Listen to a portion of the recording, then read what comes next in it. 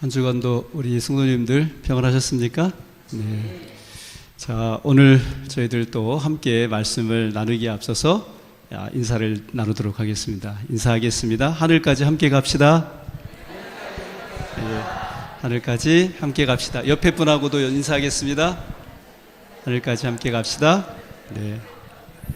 예.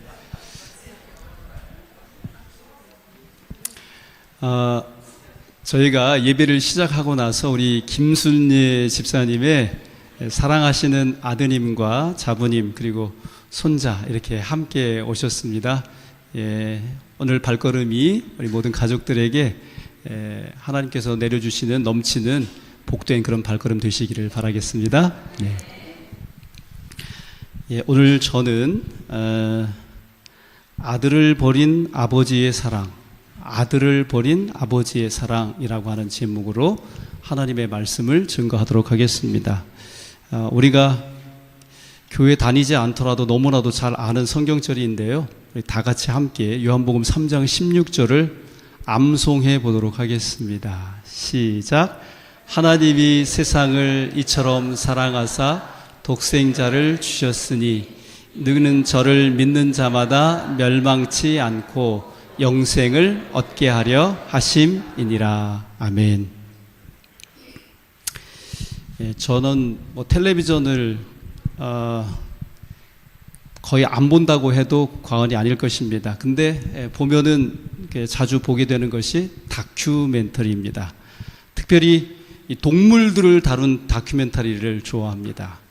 한 번은 새끼를 낳은 바다 표범을 보게 되었는데요. 그런데 그 새끼가 시름시를 앓더니 죽게 된 것입니다. 그걸 이렇게 유심히 지켜보니까 아빠 바다 표범인 것 같아요.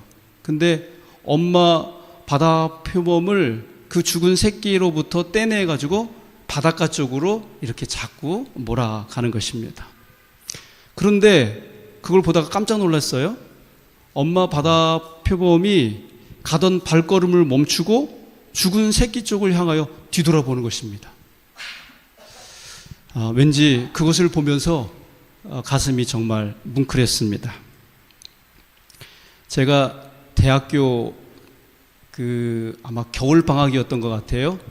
학교에서 준비된 노동을 하느라고 이제 집에 내려가지 않고 학교에서 예배를 드렸는데, 당시에 지금은 이제 방글라데시 연합회장으로 가 계신 김원상 목사님, 영남합회 합회장 하시다가 이제 그 방글라데시 연합회장으로 부름을 받고 지금 봉사를 하고 있는 김원상 목사님이 설교를 그날 안식일에 했는데 무슨 이야기를 하냐면 자신의 가정에서 당했던 일을 이야기하시는 것입니다. 한 번은 아버님이 굉장히 이제 신실하신 장로님이신데 예배를 드리러 교회에 가신 거예요.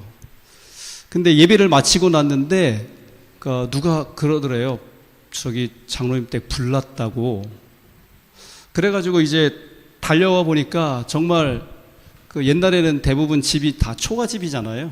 근데 시커멓게 다 이제 불이 탄 것입니다. 특별히 그 앞에 이렇게 닭장이 있었는데 들어가 보니까 거기 있던 닭들이 시커먼 수검댕이가 된 거예요. 수검댕이가 돼가지고, 여러분 그 안식일에 하나님 앞에 예배 드리러 갔는데 하나님께서 우리 집을 지켜주셔야 되는 거 아닙니까? 우리 그런 생각 할 수 있어요, 없어요? 그런 생각할 수 있죠. 얼마나 그 장로님 마음이 절망이 됐겠습니까? 다 타버렸으니까요. 그러니까 너무 속이 상한 그런 상황에서 거기 시커멓게 타버린 그 닭이 있어서 발로 이렇게 툭 건드렸는데, 거기서 말입니다, 놀랍게도 샛노란 병아리들이 삐약삐약 하면서 나오더라는 거예요.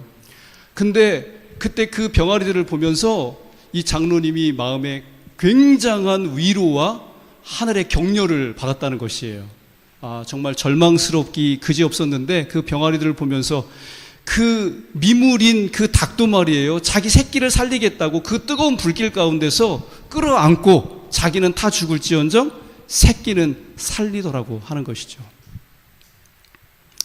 일본에서 방영한 원숭이에 관한 다큐멘터리입니다.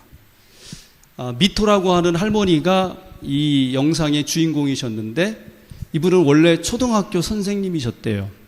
한 번은 자기만 학생들을 데리고 이제 소풍을 글로 무인도에 갔는데 거기서 원숭이 무리들을 발견하게 된 것입니다.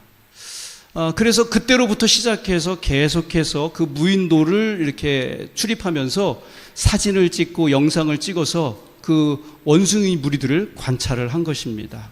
그리고 그 후에 은퇴한 후에도 그 섬에 살고 있는 원숭이들을 돌보면서 관찰 일기를 썼습니다. 네, 아시는 것처럼 원숭이는 수컷 우두머리가 여러 마리의 암컷들을 거느리고 산다고 합니다. 한 번은 이제 first가 아니라 second, 이 원숭이 무리 가운데 이 second 암컷이 새끼를 낳게 된 것입니다. 근데 이 새끼도 시름시름 앓다가 죽게 된 것이에요.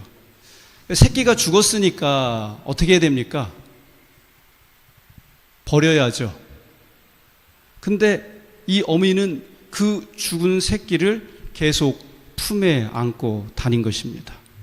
나중에는 썩어서 구더기가 생기고 냄새가 나니까 무리들로부터 쫓겨나게 됐어요. 그런데도 그 어미 원숭이는 그 새끼를 버리지 않은 것입니다. 그러니까 나중에 보니까 이 어미의 손에 뭐가 하나 들려있는데 뭐냐면 죽은 새끼의 가죽입니다. 그거를 한 손에 움켜쥐고는 끝까지 버리지 않더라고 하는 것이죠. 그런데 참 희한한 일이 있어요. 지금 보셨다시피 짐승들도 자기 새끼 버리지 않는데 사람이 자기 자식을 버리는 것입니다. 법원 한 구석에 5살짜리가 울면서 어쩔 줄을 모르고 있었어요. 그래서 기자가 상황을 알아보게 된 것입니다. 알아보니까 이 아이의 부모가 이혼하러 법원에 왔다가 이 아이를 서로에게 이렇게 떠넘기다가 버려두고 가버린 것입니다. 여러분, 오늘날 가장 비극적이고 두려운 말이 있다면 어떤 말일까요? 버림을 받았다는 말일 것입니다. 근데 여러분, 우리가 우리의 삶 속에서 이렇게 무엇인가를 버릴 때는 언제입니까? 쓰다가 망가지면은, 또는 필요가 없어지면은 버리는 것이죠. 그리고 하도 오래 써서 귀찮아지고 실증이 나면은 또 어떻게 해요? 버리는 것입니다. 제가 몇 년간 무위탁 할머니 할아버지들을 모시는 평화의 동산이라고 하는 그 양로원을 담임했던 적이 있습니다. 이곳에서 제가 이제 한 할머니를 알게 되었는데 그 할머니는 당시에 100세가 넘으셨어요. 그리고 사실 주민등록증도 가지고 계시지만은 이 나이가 진짜 나이인지 아닌지 모를 만큼 더 잡수신 분이셨어요. 근데 이 할머니가 살아오신 자기의 이야기를 들려주셨습니다. 옛날에 너무 가난해서 먹고 살 것이 없을 때 자신의 그 아버지가 좁쌀 한 대박에 자기를 팔아가지고 시집을 가신 것입니다. 그런 상황이다 보니까 남편에게 따뜻한 사랑이나 대접 같은 거는 바랄 수도 없었고, 더욱이 이 할머니께서는 아이를 낳지 못하셨다고 그래요. 그래서 결국은 소박을 맞으신 것입니다. 그렇게 평생을 이리저리 떠도시다가 이 평화의 동산에 오시게 되었다는 것입니다. 요즘에도 심심치 않게 보도되는 일들이 있죠. 그게 무엇이에요? 아이를 낳아가지고 그 베이비박스 같은 곳에 이렇게 넣어주면 그래도 다행인데 아이를 그 포리백, 그 쓰레기 봉투에 담아가지고 어디다 버리는 거예요? 쓰레기통에. 그래서 미화 환경부들이 이렇게 일하다가 아이의 울음소리를 듣고 아이의 생명을 건지는 일들이 종종 있는 것입니다. 요즘은 사람이 사람을 버리는 그런 세상입니다. 부모가 자식을 버린 경우도 있고요. 자식이 버린 부모도 많습니다. 상사가 버린 부하도 있고 부하가 버린 상사도 있습니다. 남편이 아내를, 아내가 남편을 버립니다. 왕따라고 하는 것도 사람이 사람을 버린 대표적인 그런 예가 될 것입니다. 그러고 보니까 온 세상이 버림을 받아서 상처 입은 사람으로 가득한 것이지요. 그런데 여러분, 성경을 읽다 보니까 우리 하나님께서도 버리신 사건이 있더라고 하는 것입니다. 이건 정말 놀라운 일이 아닐 수 없습니다. 우리 다 같이 마태복음 27장 46절 말씀을 읽어보겠습니다. 시작. 제9시쯤에 예수께서 크게 소리질러 가라사대 엘리 엘리 라마 사박다니 하시니 이는 곧 나의 하나님 나의 하나님 어찌하여 나를 버리셨나이까 하는 뜻이라. 지금 예수님께서 십자가에 달리셔서 이제 그 목숨이 끊어지려고 하시는 그러한 때에 하나님을 향하여 말씀하기를, 울부짖기를, 하나님 왜 나를 버리셨습니까? 그렇게 이야기를 하고 있는 것입니다. 그러니까 하나님께서 누구를 버리셨다는 거예요? 예수 그리스도를 버리셨다는 것이죠. 하나님께서는 왜 예수님을 버리셨을까요? 예수님은 더 이상 하나님께 쓸모없는 존재가 되었기 때문입니까? 정말 사람들이 쓰다가 버린 물건처럼 예수님께서도 그렇게 버림을 당하신 걸까요? 하나님께서 버리시는 것과 사람들이 버리는 것에는 어떤 차이가 있을까요? 좀 전에 말씀드린 것처럼 사람들은 쓸모없거나 가치가 없어지면 버립니다. 또 귀찮은 것도 버려버립니다. 쓰다가 실증이 나면은 버리는 것이죠. 그러나 하나님께서 버린 예수 그리스도는 하나님의 독생자이십니다. 하나님은 가장 쓸모있고 가장 가치있고 가장 보배롭고 가장 사랑스러운 자를 버리신 것입니다. 바로 여기에 사람의 버림과 하나님의 버림의 차이가 있습니다. 그런데 성경을 또 읽다 보니까 진짜 이상한 구절이 있더라고요. 히브리서 13장 5절입니다. 우리 다 같이 읽겠습니다. 시작. 그가 친히 말씀하시기를 내가 과연 너희를 버리지 아니하고 과연 너희를 떠나지 아니하리라 하셨느니라. 당신의 가장 귀한 아들을 십자가에 버리셨던 그분 하나님께서 여기 히브리서 13장 5절에 말씀하시기를 누구는 버리지 않으시겠다고요? 너희는 버리지 않겠다 이렇게 말씀하십니다. 여기 너희는 누구입니까?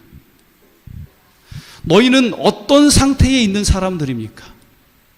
과연 누구를 말하고 있는 것일까요? 창세기를 펴서 맨 처음 장 1장을 읽다 보면 하나님께서 이 세상을 창조하셨다는 이야기를 계속 하면서 반복되는 말씀이 있었습니다. 그게 바로 무엇이에요? 보시기에 좋았더라 하는 말씀입니다. 제가 결혼을 해가지고 아이를 갖기 전까지만 해도 이 성경 창세기 1장에 나타난 보시기에 좋았다고 하는 이 말씀을 단순히 하나님께서 이 세상을 창조하셨으니까 그 능력 많으신 분이 창조하셨으니 보시기에 좋은 것이 당연하지 라고 하는 이 정도에 머물렀습니다. 근데 이제 결혼을 해서 아이를 갖게 되니까 새로운 측면에서 그동안 이해하지 못했던 하나님의 그 심정을 이해할 수 있는 기회가 생기게 되었습니다. 제가 이제 방문을 마치고 집에 왔더니 저희 집사람이 무엇인가를 보면서 굉장히 좋아라 하고 기뻐하는 모습을 보게 되었습니다. 그것이 무엇인가 하고 이렇게 보니까 잠시 후면 태어날 우리 아이가 입을 베넷 저고리 혹은 양말 그리고 유아 용품들이었습니다. 저하고 데이트할 때는 처녀 때죠, 그죠? 생전 쳐다보지도 않던 것들인데 그런 것들을 이렇게 갖다 놓고 보면서 그렇게 행복해하는 것이었습니다.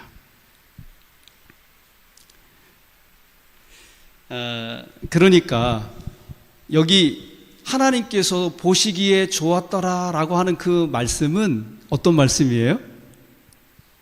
잠시 후면은 하나님의 형상대로 창조되어 하나님께서 만드신 이 모든 것을 누릴 아담과 하와를 생각하실 때 하나님께서는 당신이 창조하신 해와 달과 나무와 꽃과 새와 물고기와 모든 그 생명체들이 보시기에 어땠던 것이에요?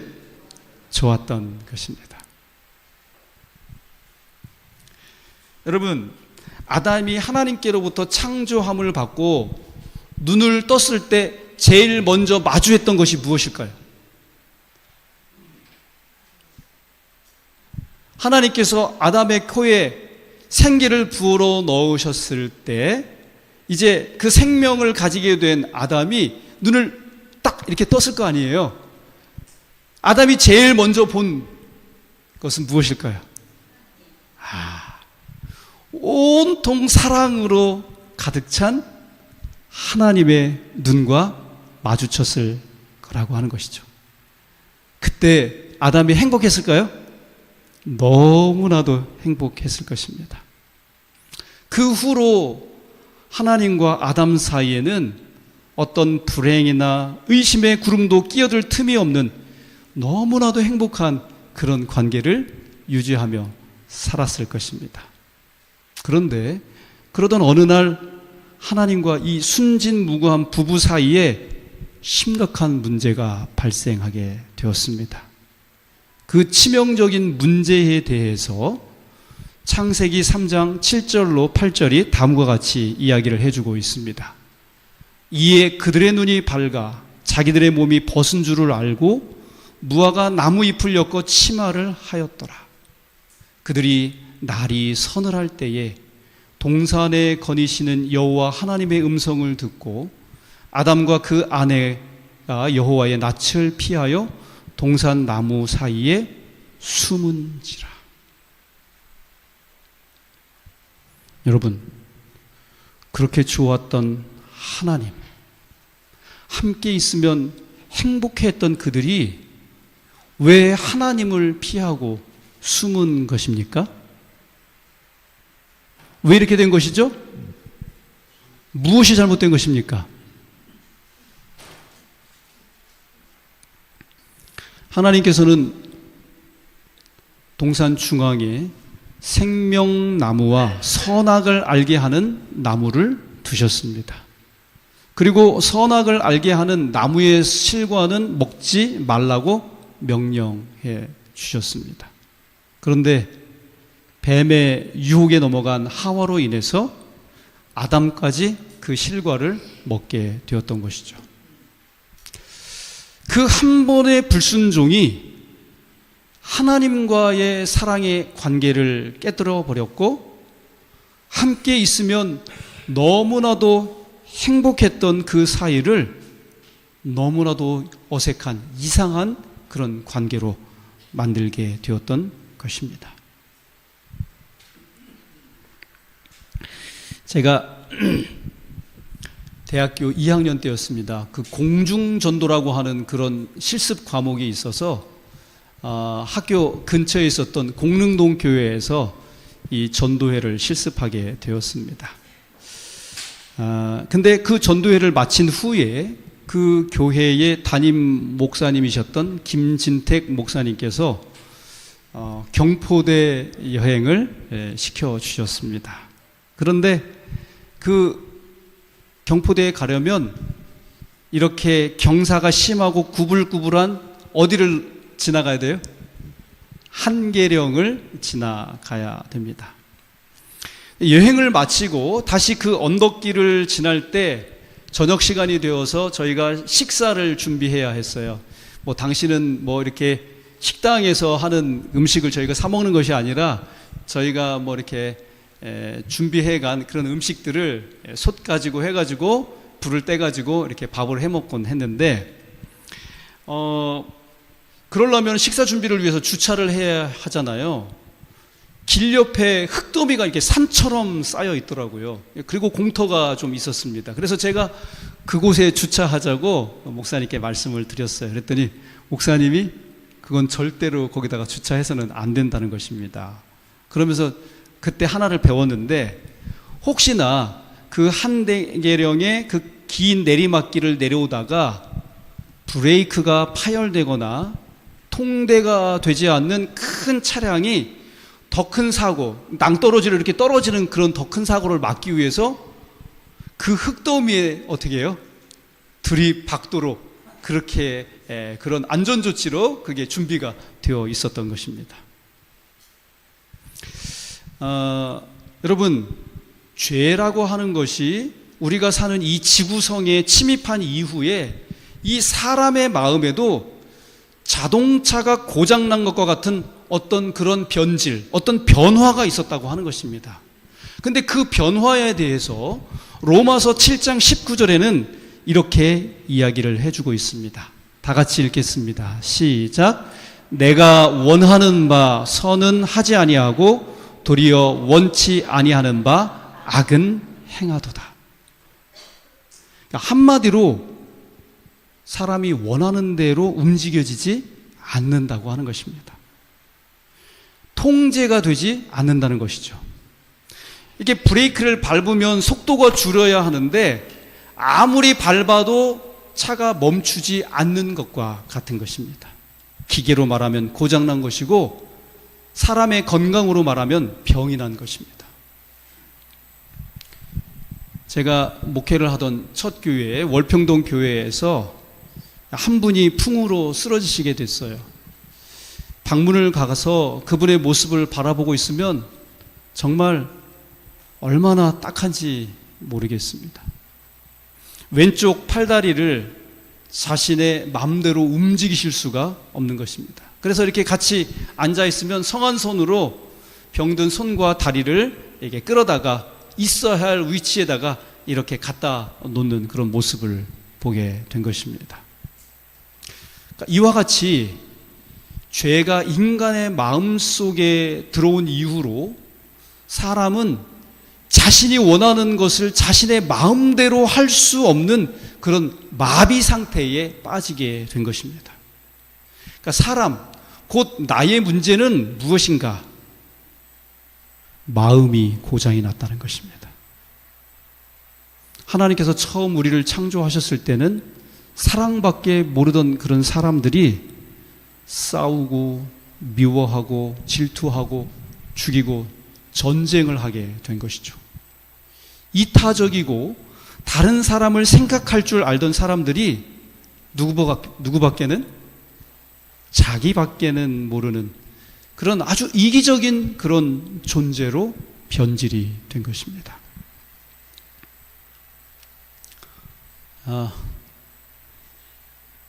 이제 저희 집 어렸을 때 아이들 모습이에요.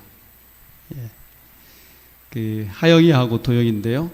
이제 지금은 지난번에 우리 성도님들께서 아시는 바와 같이 큰 아이가 이제 결혼을 하게 되었습니다만은 얘들이 아주 어렸을 때 어땠을까요?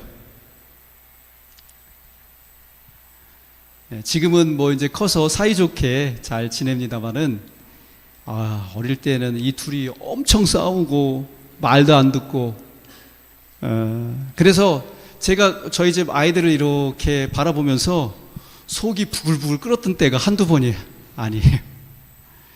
제가 만약에 능력이 있다면 능력이 없어서 그렇지 제가 어렸을 때 정말 저희 아이들 막 닭 싸운다고 그러잖아요. 말도 안 듣고 막 동생이 머슴하다 보니까 누나 알기를 너무 우습게 하는 거예요. 그래서 늘 싸움이 이제 이렇게 벌어지게 되었는데, 누나도 또 침착하게 또 동생을 이렇게 하면 되는데 똑같이 이제 연년생이다 보니까 싸울 수밖에 없었습니다.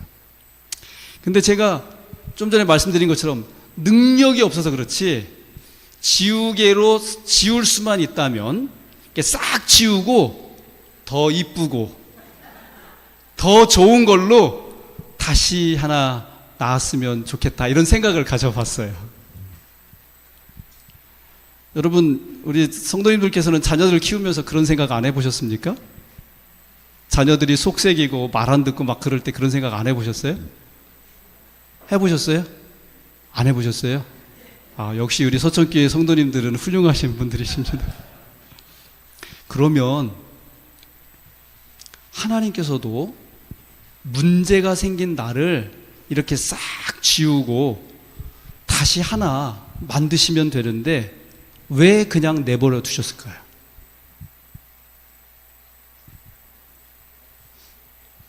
근데요, 하나님은요,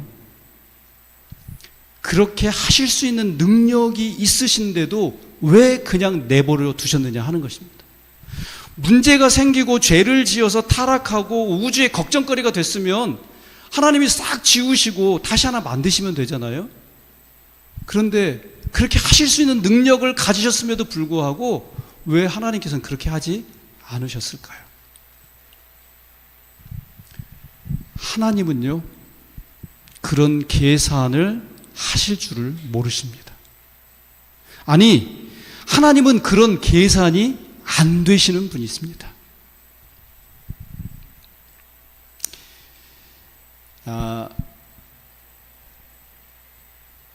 여기 제가 학생 전도사 때의 일을 하나 말씀드리고 싶은데요. 제가 학생 전도사를 서울 시흥이라는 곳에서 했습니다. 근데 그 교회에 아들을 낳기 원하는 가정이 있었어요. 근데 딸 둘만 낳고 가정 형편 때문에 더 이상 아이를 가질 수 없어서 남편 되시는 집사님께서 이제 정관 수술을 받으신 것입니다. 제가 공장 문 닫았다 그러니까 어떤 분이 이해를 못 하시더라고요. 그래가지고 정확하게 표현을 했습니다. 정관 수술을 받으셨어요. 그런데 어느 날 그 부인 되는 집사님께서 입덧을 하시는 거예요. 그래서 그 남편 되는 집사님께서 처음에는 부인을 의심했습니다. 아니, 이 사람이 어디 가가지고 이렇게 의심을 했는데, 딸 둘만 있다가 아들을 낳아 보니까 너무너무 좋은 것입니다. 그리고 여기 있는 것처럼 뭐라고 그래요? 붕어빵이라고 그러죠. 그죠? 예, 아들이 아버지를 닮았을 때 우리 붕어빵이라고 그러지 않습니까? 이 아들 어디 넣어도 아프지 않을까요? 눈에 넣어도 아프지 않죠. 근데 이 아들이 이제 초등학교에 들어가기 전에 불행하게도 교통사고를 당해가지고 결국은 세상을 떠나게 된 것이에요. 여러분, 그 아버지가 그때 어떻게 되었을까요? 미치광이가 된 것입니다. 이 아들을 잃은 아버지에게 여러분, 누군가 가가지고 그래서 사라져버린, 떠나버린 그 아들 대신에 이 아버지에게 이 아들보다는 10배는 잘생기고 10배는 더 똑똑한 아들 줄 테니까 그만 그 슬픈 마음 달래세요. 그러면 그 아버지 마음이 달래지겠습니까? 그 아버지한테 그런 말 했다가 빰 맞지 않으면 다행일 것입니다. 근데 우리 하나님 아버지도 마찬가지라고 하는 것이죠. 우리가 마음이 고장이 나서 정말 이 부모를 죽인 박한상이라고 하는 그런 사람처럼 되었다 해도 하나님께서는 나를 대신할 만한 다른 어떤 누구를 가지실 수 있겠어요? 그럴 수 없다는 것입니다. 오늘 이 세상에 살아가는 내가 어떤 상태에 있든지 내가 아니면 하나님의 마음을 채워줄 수 있는 것은 이 세상에 다른 누구도 없다고 하는 것입니다. 하나님은 우리가 이런 치명적인 죄의 문제에 빠져 있다 하더라도 결코 우리를 포기하지 않으십니다. 문제야 중에 문제야일지라도 우리를 사랑하고 또 사랑하십니다. 이분이 바로 우리의 하늘 아버지시라는 사실을 기억하시게 되길 간절히 바랍니다. 여러분 혹시 이 책 오체불만족이라는 책을 읽어보셨습니까? 여기 사진에 보이는 대로 오토다케 히로타다라고 하는 사람이 쓴 책입니다. 근데 제가 그 책을 다 읽었고요. 정말 굉장한 감동을 받았습니다. 근데 그 책 서문에서만큼 큰 감동을 느낀 것은 없습니다. 제가 그래서 그 책 서문을 좀 우리 성도들에게 좀 길지만은 좀 읽어드리고 싶은 마음이 있습니다. 1976년 4월 6일 활짝 피어난 벚꽃 위로 다가선 부드러운 햇살, 정말 따사로운 하루였다. 응애 응애 불에 대어 놀란 것처럼 우려대며 한 아이가 태어났다. 건강한 사내 아이였고 평범한 출산이었다. 단 한 가지, 그 사내 아이에게는 팔과 다리가 없다는 것만 빼고는. 아이가 태어났는데 보니까 뭐가 없어요? 팔다리가 없어요. 여기도 지금 사실 사진을 이렇게 찍어서 그렇지 저 위에 휠체어 위에 앉아있는 모습 보이죠? 다리가 없습니다. 팔도 없습니다. 선천성 사지절단, 쉽게 말해 태어날 때부터 팔다리가 없는 장애아였다. 출산 과정에서 어떤 잘못이 있었던 것도 아니고 그 당시 떠들썩하게 문제가 되었던 살리드마이드를 잘못 복용해서 생겨난 결과도 아니었다. 원인은 지금도 모른다. 그러나 이유와 어떻든 간에 나는 초개성적인 모습으로 태어나 주위 사람들을 놀라게 했다. 태어나면서부터 세상을 놀라게 하다니, 그런 나 말고는 복숭아에서 태어난 동화의 주인공 모모타로나 할 수 있는 일일 것이다. 아마 일본 나라의 그런 뭐랄까요, 설화인 것 같아요. 정상적인 출산이었다면 감동적인 모자 상봉의 장면이 연출되었을 것이다. 그러나 이제 막 출산의 고통에서 벗어난 산모에게 큰 충격이 될 것을 염려한 병원 측에서 황달이 심하다고 둘러대는 바람에 어머니와 나는 한 달이 넘도록 만날 수 없었다. 그렇다고 해도 어머니는 정말 태평한 분이시다. 아무리 황달이 심하다 하더라도 자기 자식을 한 달 동안이나 만나지 못하게 하는데도 아 그래요? 라며 그냥 넘어가다니. 그때까지 아들의 얼굴 한 번 제대로 못 본 채 말이다. 그래서 나는 어떤 의미에서 우리 어머니는 초인이라는 생각이 든다. 드디어 모자 간의 첫 만남이 이루어지는 날이 찾아왔다. 어머니는 그날 병원으로 오던 중에야 비로소 내가 황달이 아니었다는 말을 들을 수 있었다고 한다. 그때 어머니는 곁에서 보기 민망할 정도로 불안하고 초조한 모습이었다고 한다. 그래서 차마 팔과 다리가 없다는 말은 하지 못한 채 그냥 몸에 약간의 이상이 있다고만 했다.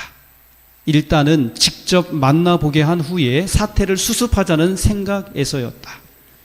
또한 어머니가 날 보는 순간 기절할 것을 대비해서 병실까지 준비해 두었다. 아버지와 병원 그리고 어머니를 둘러싼 긴장감은 그렇게 높아만 갔다. 그러나 모자 상봉의 그 순간은 정말 상상 밖이었다. 어머, 귀여운 우리 아기. 대성통곡을 하다 정신을 잃고 그 자리에 쓰러질 것을 염려한 사람들의 예상을 뒤엎고 어머니의 입에서 흘러나온 첫마디였다. 비록 팔과 다리는 없었지만 배 아파 낳은 아들, 한 달이나 만날 수 없었던 아들을 비로소 만날 수 있게 되었다는 기쁨이 어머니에게는 무엇보다 더 컸던 것이었다.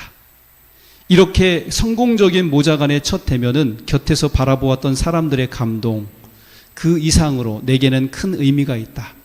누군가를 만날 때 받았던 첫인상의 기억은 좀처럼 없어지지 않고 먼 훗날까지 그대로 남는 경우가 많다. 더구나 그것이 모자간의 첫 대면이라면 그 중요성은 이루 헤아릴 수조차 없을 것이다. 그랬다. 어머니가 나를 만나 처음 느꼈던 감정은 놀라움이 아니라 기쁨이었다. 생후 1개월 비로소 나는 이 세상에 태어났다. 여러분, 정말 이렇게 사지가 절단된 그런 장애아로 태어났는데도 불구하고 배 아파 낳았던 어머니에게는 그 아들은 어떤 존재였어요? 비참하고 꺼려지고 돌아보지 않을 그런 존재가 아니라 사랑하는 아들이었다고 하는 것입니다. 자, 창조 때 창세기 1장에 하나님께서 모든 것들을 이렇게 바라보시고 창조된 이후에 아담과 하와를 이렇게 바라보실 때 그 하나님의 사랑의 그 눈빛에 그 사랑이 얼마나 지극했을까요?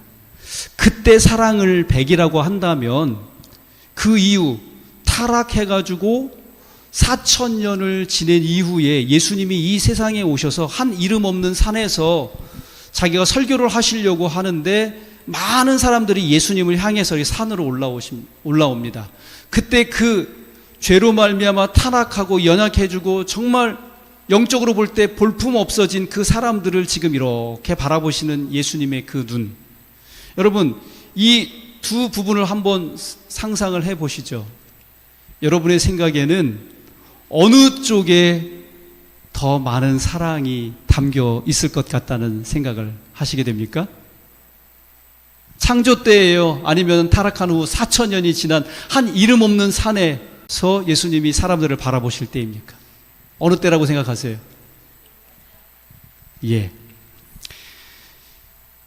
창조 때의 사랑을 100이라고 한다면 예수님이 이 세상에 오셔서 죄로 망가진 우리를 보실 때는 수백 배, 아니 수천 배에 더한 사랑의 눈으로 우리를 바라보셨을 거라고 하는 것입니다. 우리 히브리서 13장 5절 말씀 다시 읽겠습니다. 시작. 그가 친히 말씀하시기를 내가 과연 너희를 버리지 아니하고 과연 너희를 떠나지 아니하리라 하셨느니라. 여기 너희는 죄 때문에 마음이 망가질 대로 망가진 우리들, 나 자신인 것입니다. 망가졌으니 쓸모없고 필요없고 버려야 할 그런 존재인 것입니다. 우리 마음에서 사랑의 능력을 잃어버렸기 때문에 하나님께서 보실 때 마치 오토다케처럼 사지가 절단된 흉측한 모습과도 같은 우리들이라고 하는 것이죠. 그러나 죄로 멍들고 상처나고 팔다리가 없을지라도 하늘 아버지께서는 우리를 버리지 않으신다는 것입니다. 결코 버리지 않으신다고 하는 것입니다. 비록 우리가 쓰레기 같고 고장난 물건 같고 문든 병자 같고 불구 같아도 하늘 아버지께서는 결코 우리를 버리지 않으실 것입니다. 그것이 그 귀하고 가치 있는 가장 사랑스러운 자이신 독생자 예수 그리스도를 십자가에 버리신 이유인 것입니다. 여기 이 말을 바꿔 생각해 보면 오늘 이 자리에 앉아있는 우리들 모두가 가치가 있다는 얘기예요? 없다는 얘기예요? 가치가 있다는 말이 되겠습니다. 하늘 아버지께서는 당신의 독생자를 버리시면서까지라도 우리를 구원할 만큼 우리를 어떻게 여기신다고요? 가치 있게 여기신다고 하는 것입니다. 하늘 아버지께 우리가 이토록 중요하고 가치 있는 존재라는 사실을 기억하고 사시게 되기를 간절히 바랍니다. 그래서 우리가 이 세상에서 지금 당한 현실, 그것이 무엇인지 다 각자마다 그 괴로움과 아픔과 정도가 다 다를 것입니다.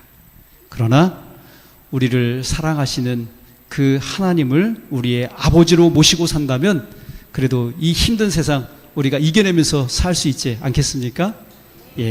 우리 하늘 아버지가 오늘도 우리를 귀히 여기시고 사랑하신다는 사실을 기억하시고 우리의 매 생애의 발걸음마다 힘차게 전진하셔서 예수님 오시는 그날까지 우리가 믿음의 끝없는 전진을 이루시는 우리 서천교회 모든 성도님들 되실 수 있기를 간절히 바라면서 오늘 말씀을 맺도록 하겠습니다.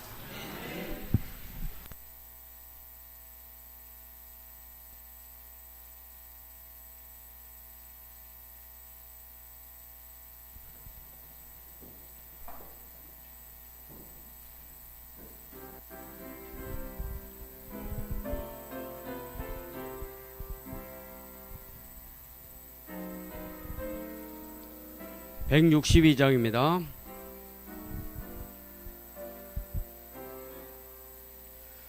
주님의 사랑 크고 놀랍도다. 죄지어 멸망받게 된 나를 주님과 함께 걷게 해주시니 그 사랑 나를 정케 하시네. 주님의 구원 크고 놀랍도다. 십자가 배로 죄 사셨네. 구주를 믿어 영생 얻었으니 내 주와 함께 길이 살겠네. 주님의 축복 크고 놀랍도다. 은혜로 자녀 삼아주시고 내 맘을 온전하게 이끄시며 언제나 두고 살펴보시네. 주님의 구원 크고 놀랍도다. 십자가 피로 죄 사셨네. 구주를 믿어 영생 얻었으니 내 주와 함께 길이 살겠네. 주님의 구원 크고 놀랍도다.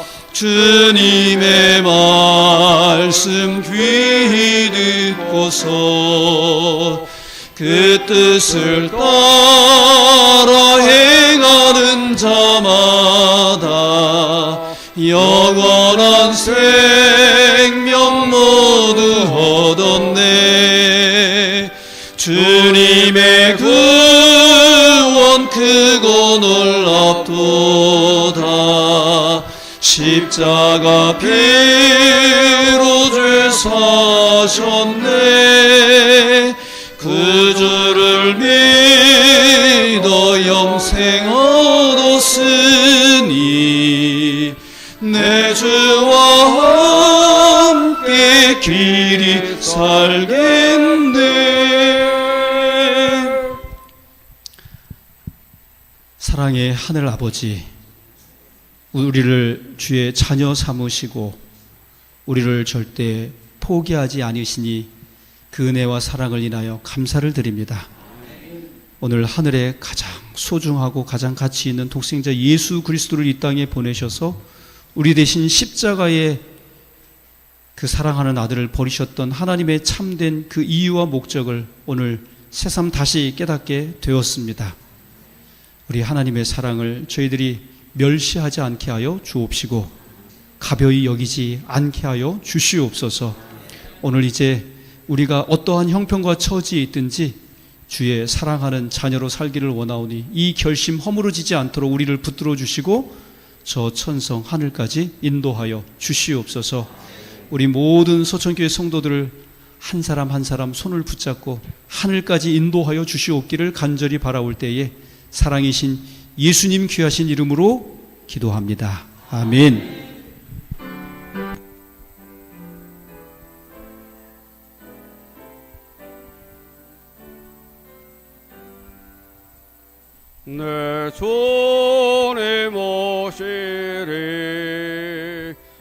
확실히 오시리 내가 공중에서